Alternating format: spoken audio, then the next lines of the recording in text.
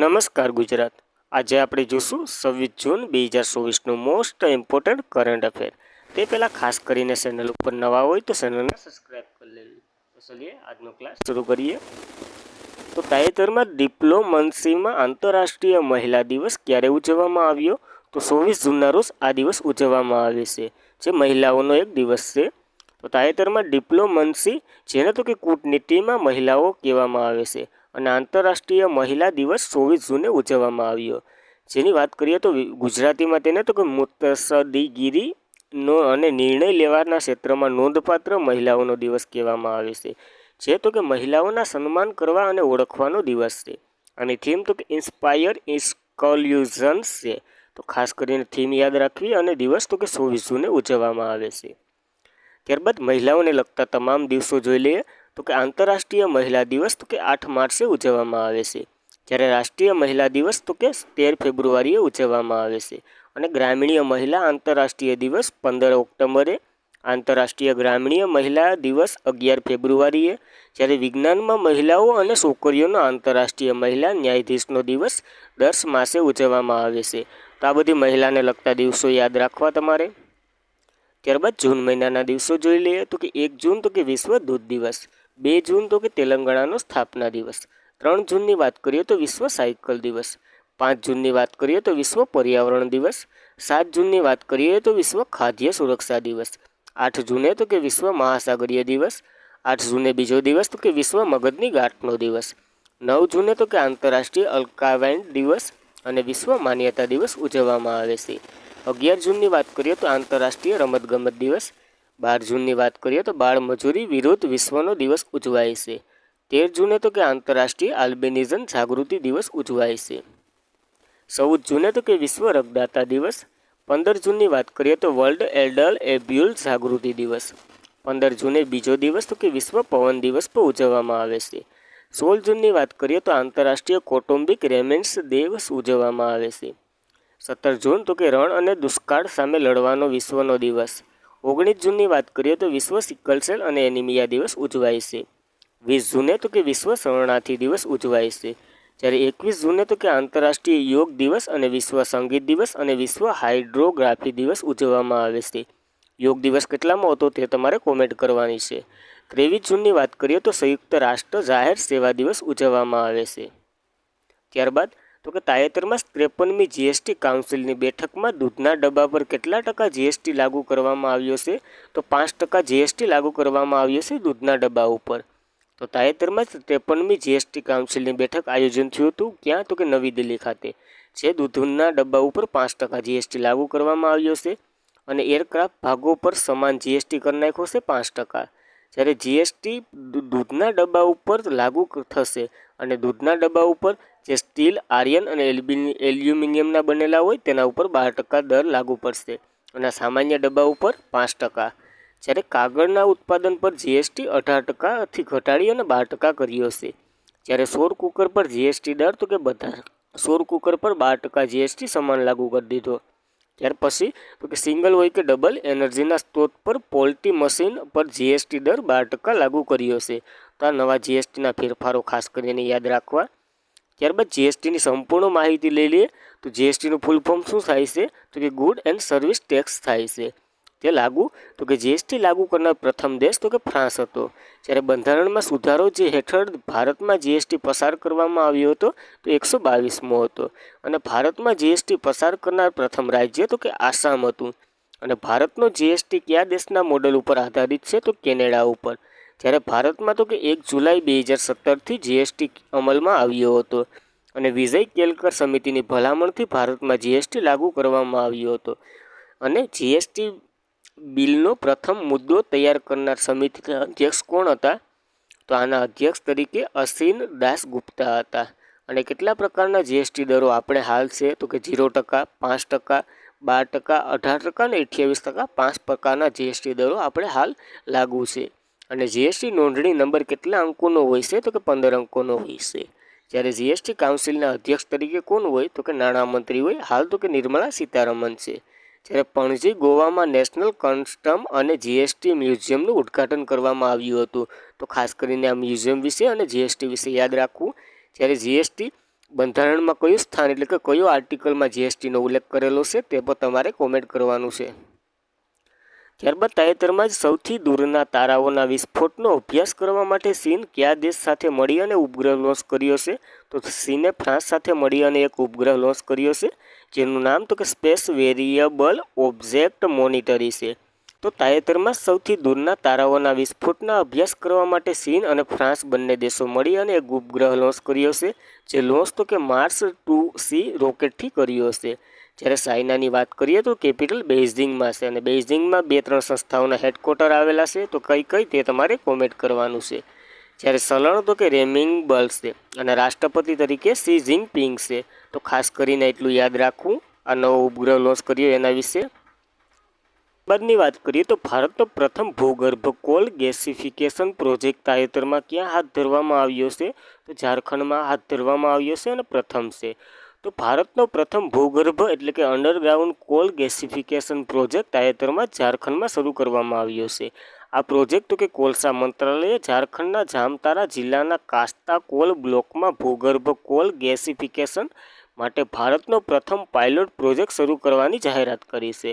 અને આ તો કે કોલ ઇન્ડિયા સબસિડિયર કંપની ઇન્સ્ટા અને કોલ ફિલ્ડ્સ લિમિટેડ આ પ્રોજેક્ટને શરૂ કરશે. તો ખાસ કરીને કંપનીનું નામ યાદ રાખવું. અને અહીંયા તો કે કોલસામાંથી મિથેન, હાઇડ્રોજન, કાર્બન મોનોક્સાઇડ અને કાર્બન ડાયોક્સાઇડ જેવા વાયુનું રૂપાંતર કરવામાં આવશે કોલસામાંથી. ત્યારબાદ ભૂગર્ભ કોલ ગેસિફિકેશન એ જમીનમાં હાજર કોલસાને જ્વલનશીલ ગેસમાં રૂપાંતર કરશે. આ પ્રક્રિયા કરવામાં આવશે અહીંયા. અને આ પ્રક્રિયા પછી કોલસામાંથી વીજળી ઉત્પન્ન થશે અને અન્ય વાયુનો ઉપયોગ તો કે કૃત્રિમ કુદરતી ગેસ, બળતણ, ખાતરો અને વિસ્ફોટ માટે રાસાયણિક ફીટોપ બાયો બનાવવા માટેનો આનો ઉપયોગ કરવામાં આવશે. તો પ્રથમ ભૂગર્ભ ગેસિફિકેશન ક્યાં તો કે ઝારખંડમાં શરૂ કરવામાં આવ્યો છે. ત્યારબાદ દેશનું પ્રથમ જોઈ લઈએ તો કે દેશનો પ્રથમ યુનિટી મોલ તો કે મધ્યપ્રદેશના ઉજ્જૈનમાં સ્થાપિત કરવામાં આવ્યો હતો.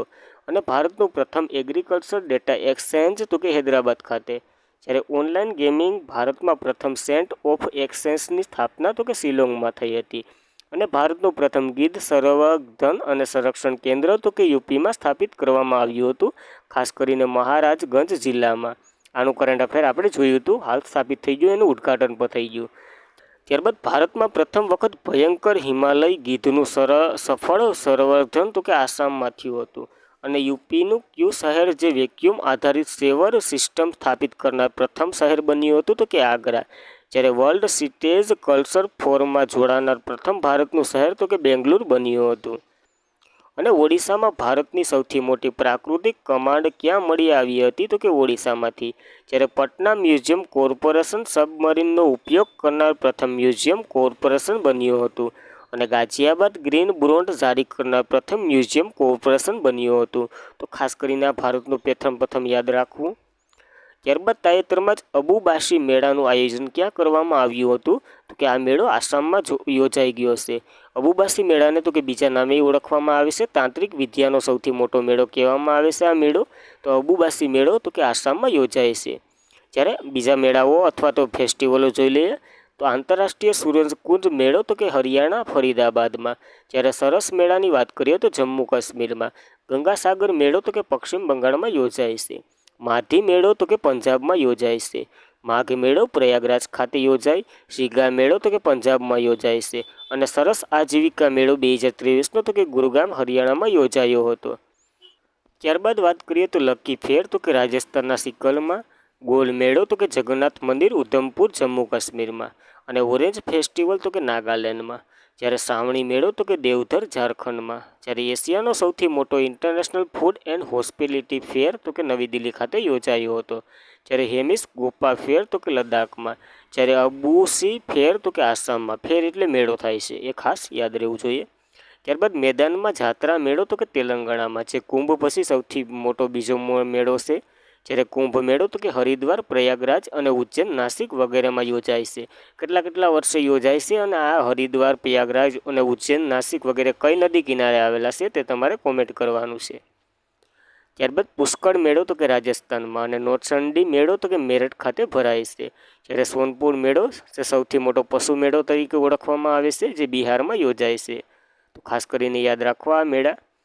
ત્યારબાદ તાજેતરમાં જ કયા ભારતીય શહેરને ભારતમાં પ્રથમ યુનેસ્કો સિટી ઓફ લિટરેચર બનીને ઇતિહાસ રચ્યો છે? તો કોઝિકોડ બની છે પ્રથમ શહેર તરીકે. તો તાજેતરમાં જ કોઝિકોડ ભારતનું શહેર જે ભારતમાં પ્રથમ યુનેસ્કો સિટી ઓફ લિટરેચર બનીને ઇતિહાસ રચ્યો છે. જ્યારે આ કોઝિકોડ અને ગ્વાલિયરની જાહેરાત કરી હતી ત્યારે આપણે આના વિશે ચર્ચા કરી હતી. હાલ તો કે ઓફિશિયલી માન્યતા આપી દીધી છે. જે પ્રથમ તો કે કોઝિકોડ બન્યું છે સાહિત્યનું શહેર તરીકે, જ્યારે ગ્વાલિયર તો કે બીજું શહેર બન્યું છે. અને 2014માં તો કે પ્રથમ વિશ્વનું શહેર બનનાર તો કે પ્રાગ હતું, જે ચેક રિપબ્લિકમાં આવેલું છે. જ્યારે યુનેસ્કો દ્વારા જાહેર કર્યું છે. તો યુનેસ્કોની વાત કરીએ તો united national education scientification and culture organisation તેનું ફૂલ ફોર્મ થાય છે. તેની રચના તો કે 1945માં થઈ હતી અને મુખ્ય મથક તો કે પેરિસ ફ્રાન્સમાં આવેલું છે. જ્યારે ડીજી એટલે કે ડાયરેક્ટર જનરલ ઓડિસ ઓલોવી છે જે ફ્રાન્સના છે. તો ખાસ કરીને યુનેસ્કો વિશે એટલું યાદ રાખવું. ત્યારબાદ 2024ની યુનેસ્કોની જે પરિષદ રોજીની અધ્યક્ષતા તો કે ભારત કરી રહ્યું છે અને 15મું સાંસ્કૃતિક વારસાનું ઓલું તરીકે અમૃત સાહિત્ય તરીકે ગરબાની પસંદગી કરવામાં આવી હતી. અને જ્યારે 14મું તો કે દુર્ગા પૂજા હતી. જ્યારે 42મી સાઇટ તરીકે હોયસલાના મંદિરો કર્ણાટકમાં આવેલા છે જેને એડ કરવામાં આવ્યા હતા. અને 41મું તો કે શાંતિ નિકેતન હતું. તો ખાસ કરીને આ નવું કરંટ અફેર્સ છે તો યાદ રાખવું. ત્યારબાદ 43મી વર્લ્ડ મેડિકલ અને હેલ્થ ગેમ્સ ક્યાં યોજાઈ છે? તો કે ફ્રાન્સ ખાતે યોજાઈ છે આ ગેમ. તો 43મી world medical and health game France ખાતે યોજાઈ છે. જો ફ્રાન્સ સેન્ટ ટોપનમાં 43મી વિશ્વની તબીબી અને આરોગ્યની રમતો યોજાઈ છે, જે તો કે 14થી 23 જૂન 2024 સુધી મેન્ડ ગેમ્સ તરીકે પણ ઓળખાય છે, એટલે કે મેન્ડ ગેમ્સ તરીકે પણ લોકપ્રિય નામના ધરાવે છે. અને આમાં તો કે arm forces medical service record છે, જેમાં તો કે 32 મેડલો જીત્યા છે આપણે. આર્મ ફોર્સની જે મેડિકલ રેકોર્ડ છે એમાં 13 ગોલ્ડ મેડલ, 9 સિલ્વર અને 4 બ્રોન્ઝ જીત્યા છે. બધાએ 4-4 મેડલની આજુબાજુ જીત્યા છે. બધી આ 32 મેડલ છે એ આ 4 વ્યક્તિઓએ જીત્યા છે, સિલ્વર, બ્રોન્ઝ અને વગેરે વગેરે. તો લેફ્ટનન્ટ કર્નલ સંજીવ મલિકે, જ્યારે મેજર અનીસ જ્યોર્જ, કેપ્ટન સ્કીપન સેબેલિયર અને કેપ્ટન ડેનિયા જેમ્સે આ વગેરે 32 મેડલો લઈને આવ્યા છે.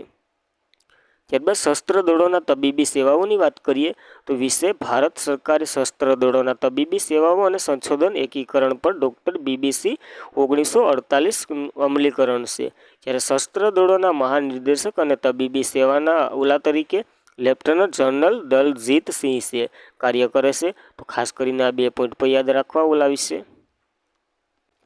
ત્યારબાદની વાત કરીએ તો તાજેતરમાં table tennis WIT connector single title જીતનાર પ્રથમ ભારતીય કોણ બન્યા છે? તો શ્રીજા અકુલા બન્યા છે પ્રથમ ભારતીય. તો ખાસ કરીને યાદ રાખવું પ્રથમ ભારતીય છે. તો તાજેતરમાં table tennis with connectors single title જીતનાર પ્રથમ ભારતીય શ્રીજા અકુલા બન્યા છે, જેઓ તો કે હૈદરાબાદથી બિલોંગ કરે છે. શ્રીજા અકુલા જે વર્લ્ડ ટેબલ ટેનિસ સ્પર્ધક સિંગલ્સ ટાઇટલ જીતનાર પ્રથમ ભારતીય બન્યા છે, ટેબલ ટેનિસ ખેલાડી બન્યા છે.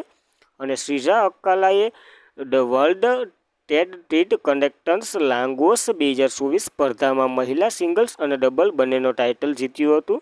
જ્યારે તે 2019 એટલે કે 19 જૂનથી 23 જૂન 2024 દરમિયાન નાઇજીરિયામાં લાગોસ શહેરમાં સર મોડેલ અકોયા થોમસ ઇન્ડોર સ્પોર્ટ હોલમાં યોજાઈ હતી આ ટેનિસ કન્ડક્ટર સિંગલ્સ, જેમાં ટાઇટલ જીત્યું છે શ્રીજા અકોલાએ. અને સ્ત્રીની વાત કરીએ સંયુક્તમાં તો કે શ્રીજા અકોલા જે ભારતના છે અને શીજિંગિંગ જે ચીનના છે તે રનરઅપ રહ્યા છે. અને પુરુષ સિંગલ્સની વાત કરીએ તો દિમેત્રી ઓવોતિયોરો જે જર્મનીના છે અને રિકાર્ડો વાયર જે જર્મનીના છે રનરઅપ છે. જ્યારે મહિલા માર્ગની વાત કરીએ તો શ્રીજસ અકુલા અને અર્ચના કામથ જે ભારતીય છે અને યશસ્વી ઘોડેપડ અને દિયા સિંતાલે જે પણ ભારતીય છે તે રનરઅપ રહ્યા છે. ત્યારબાદ પુરુષ વેટ માર્ગની વાત કરીએ તો હરમંત દેસાઈ અને માનવ ઠક્કર જે ભારતના છે અન્ય જીત્યો છે. તો ખાસ કરીને આ વિજેતાઓ યાદ રાખવા, એમાંય ભારતના તો ખાસ કરીને. ત્યારબાદ તાજેતરમાં જ ઘનના પ્રમુખ તરીકે કોને ચૂંટવામાં આવ્યા છે? તો કે પોલ થોમસને ચૂંટવામાં આવ્યા છે ઘનના પ્રમુખ તરીકે. તો વર્ણવેલા સ્વરૂપે યાદ રાખવું. અને તાજેતરમાં જ સોની પિક્સલના MD અને CEO તરીકે કોની પસંદગી કરવામાં આવી છે? તો ગૌરવ બેનર્જીની પસંદગી કરવામાં આવી છે. સોની પિક્સલના MD અને CEO તરીકે કાર્યભાર ગૌરવ બેનર્જી સંભાળશે. તો આ પણ ઓનલાઈન સ્વરૂપે યાદ રાખવું.